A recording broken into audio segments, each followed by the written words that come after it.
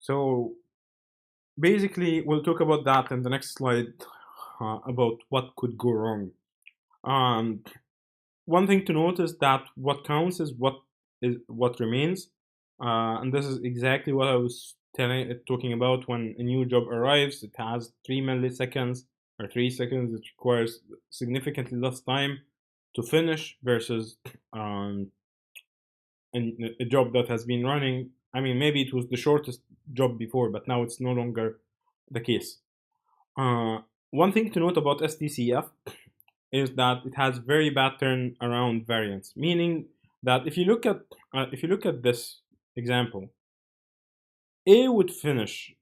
I mean, suppose that there are a few A's, there are like 10 A's or something, and there are hundreds of B's and C's.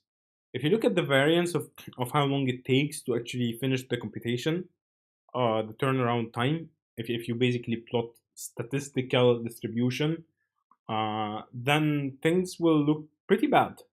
You will all of a sudden realize that while some jobs really run when they arrive, some jobs have to wait for an awful amount of time before they run.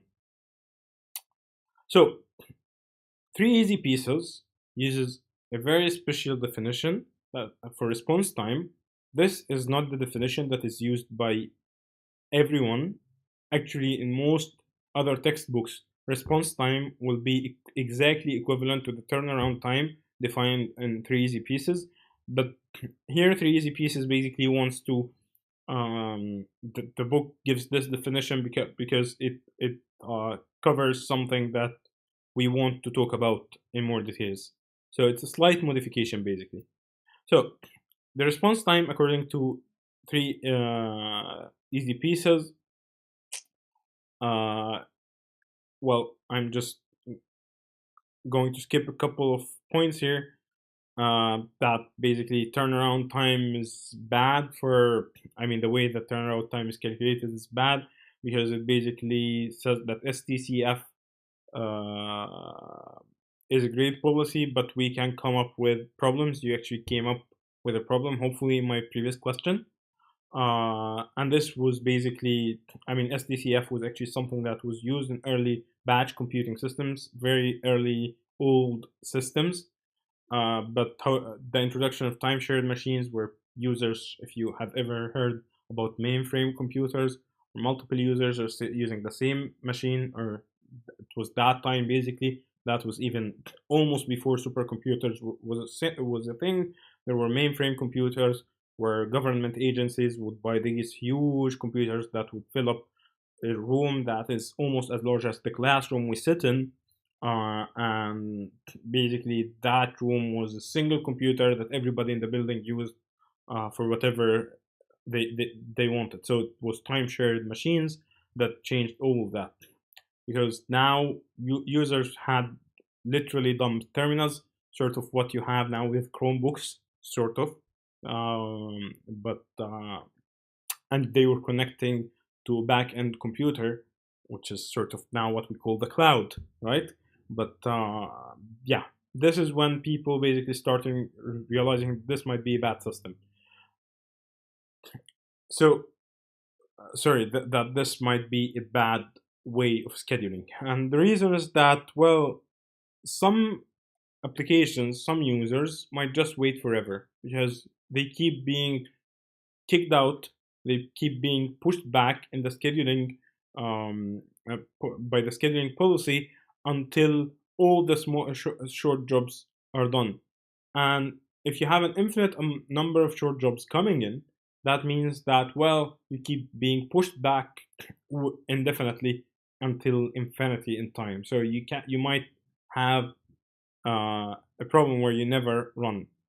So response time, according to Three Easy Pieces, is the T first run minus T arrival. So the first time you get scheduled on the processor minus the time you arrived. In most other operating systems books, and in most cloud computing books, and in most server books, this will be called your waiting time. This is the time you wait until you actually get time, CPU time on the CPU. So now if you calculate that, For the previous example, for this example, then when A arrived, it arrived at time point 0, and it got the first time it got scheduled was at time point 0, so 0 minus 0 is 0. B arrived at time point 10 and got scheduled at time point 10. C arrived at time point 10 and got scheduled at time point 20, so it waited for 10 time units. So this, in most other books, will be called the waiting time, the waiting period, something that will basically be that will signify the waiting. No one, not no one, but most people will not call it the response time. And in other books, this is exactly the problem of fairness. And the problem of fairness is something that comes in all scheduling problems. It's not just in basically in CPU processor CPU processor scheduling.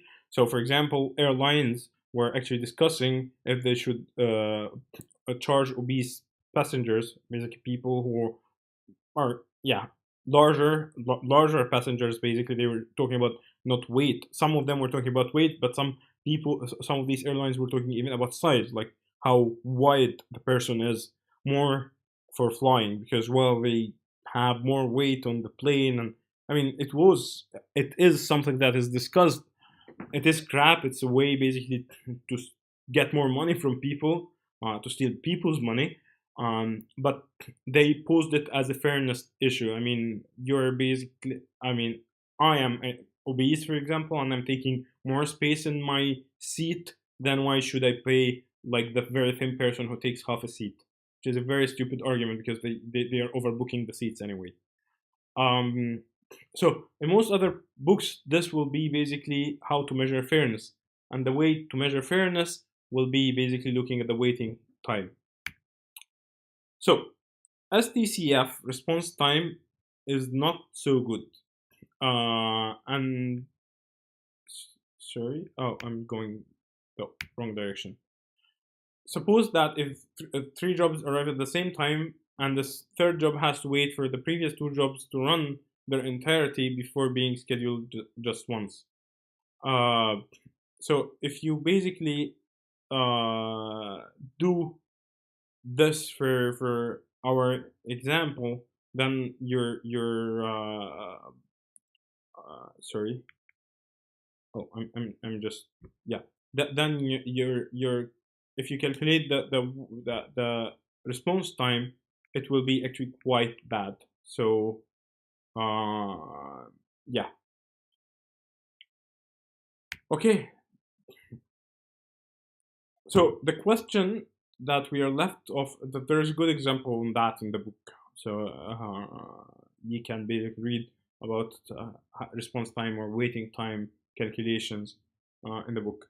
So thus we're left with another problem, which is basically how can we build a scheduler that is sensitive to response time.